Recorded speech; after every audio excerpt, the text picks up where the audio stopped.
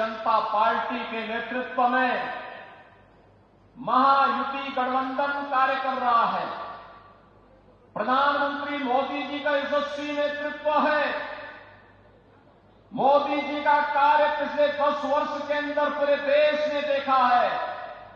बिना भेदभाव के शासन की योजना का लाभ हर गांव को, हर गरीब को, हर किसान को, हर नौजवान को, समाज के हरेक तबके को देने का कार्य हो रहा है। वहीं दूसरी ओर समाज और राष्ट्रद्रोही तत्वों को अपने गले का हार बनाने वाला महाअघाड़ी के नाम पर एक महाअनाड़ी गठबंधन भी कांग्रेस के नेतृत्व में आपके बीच में है। न उनके पास नीति है, न देश को आगे बढ़ाने की कोई नीति है, न उनकी नियत साफ है और न उनमें नैतिक बल ही है। ये लोग मुस्लिम तुष्टीकरण की राह पर चल करके देश की अपूर्णीय क्षति करना चाहते हैं और इसलिए मैं आपसे कहने के लिए आया हूं, याद करिए महायुति गठबंधन, भाजपा, शिवसेना, एनसीपी, ये सभी मिलकर के महाराष्ट्र के विकास के लिए कार्य कर रहे हैं। मोदी जी का यशस्वी नेतृत्व है। देवेंद्र फडणवीस भारतीय जनता पार्टी के नेता के रूप में इन कार्यक्रमों को आगे बढ़ाने का कार्य कर रहे हैं।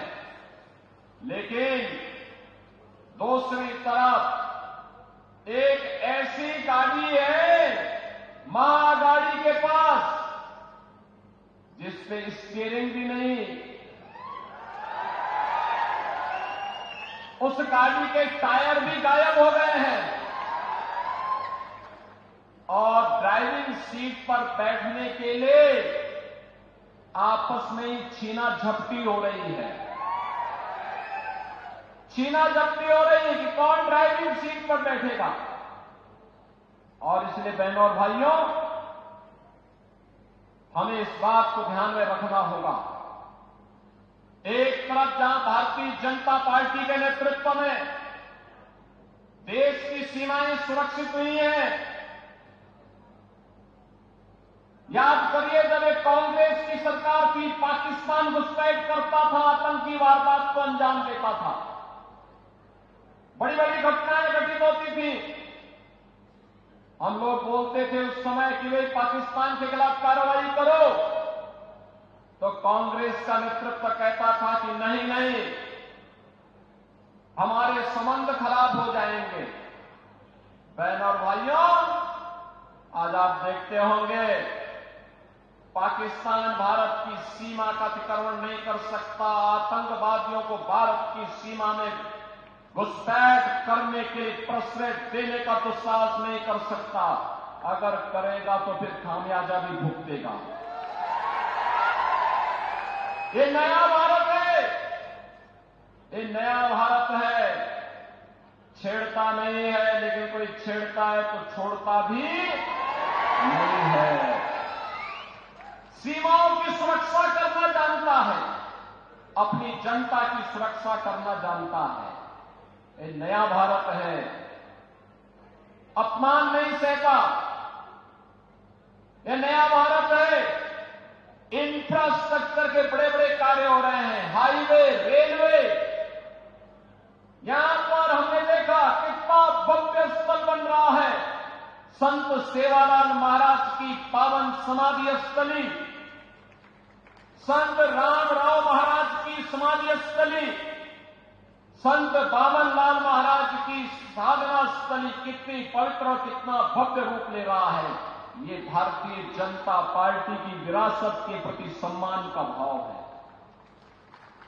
बहनों और भाइयों, ऐसे ही हाईवे बन रहे हैं, railway, metro, rapid rail, IIT, IIM, AIIMS, one district one medical college, हर घर नल की योजना, गांव गांव की बेहतरीन कनेक्टिविटी, यह गरीब के लिए आवास, पीएम आवास योजना में आवास, 80 करोड़ पेंशन की सुविधा 70 वर्ष से ऊपर के हरेक बुजुर्ग को प्रतिवर्ष 5 लाख रुपए की फ्री में स्वास्थ्य की सुविधा उपलब्ध करवाने का कार्य हो या फिर अन्य अनेक गरीब कल्याणकारी योजनाएं, यह तो मोदी जी के नेतृत्व में भारतीय जनता पार्टी की सरकारें कर रही हैं।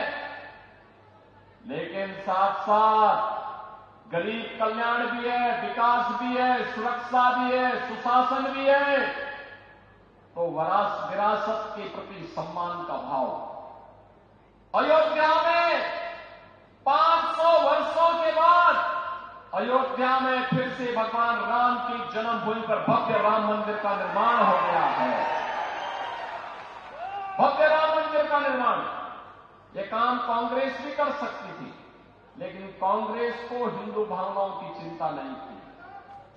कांग्रेस को हिंदू भावनाओं की चिंता नहीं थी। बहनों और भाइयों, अयोध्या दुनिया की सुंदरतम नगरी बन रही है, भगवान राम की स्थली सुंदर बन रही है। लेकिन प्रश्न है, अयोध्या में यह अपमान 500 वर्ष पहले क्यों झेलना पड़ा था? राम मंदिर के 500 वर्षों तक क्यों संघर्ष करना पड़ा था? छत्रपति शिवाजी महाराज ने जिस स्वराज की संकल्पना को आगे बढ़ाया था, इसके लिए संघर्ष क्यों करना पड़ा था? पेशवा बाजीराव को एक भारत एक राष्ट्र की संकल्पना के लिए संघर्ष क्यों करना पड़ा था? सामाजिक समता के लिए महात्मा फुले को क्यों आंदोलन करना पड़ा था? बहनों और भाइयों, एक विधान सब समान, इसका आह्वान करने वाले बाबा साहब डॉक्टर भीमराव अंबेडकर को क्यों संघर्ष करना पड़ा था? कारण था, हम बटे थे और बटे थे इसलिए कटे थे। हम बटे थे इसीलिए कटे थे। और आज हम कहने के आए, एक है और सेठ है।